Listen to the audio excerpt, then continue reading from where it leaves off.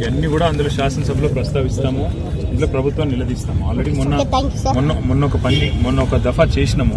మీకు 6,000 పెన్షన్ ఎప్పటి నుంచి స్టార్ట్ చేస్తారు? 3వ బడ్జెట్ 60% టైం అయిపోయింది. అడిగినాం కాదు బిడ్డ, 4,000 ఆనాడు కేసీఆర్ గారు చేసినారు. ఏం చెప్పారు దానికి? మీ ఓట్ల కోసం 5 లక్షల ఓట్లు 6 లక్షల ఓట్లు కావాలని 6,000 పెన్షన్ చేస్తామన్నారు. ఫస్ట్ పని అయితే చేయాలి కదా. బ్యాక్లాగ్ పోస్టులు, లేకపోతే ఉచిత ప్రయాణము, అవన్నీ కూడా వాళ్ళు ఇచ్చిన హామీలే కదా. అడుగుతున్నది వాళ్ళు ఇచ్చిన హామీలు నిలబెట్టుకోమని. మేము హౌస్ లో అడుగుతాము.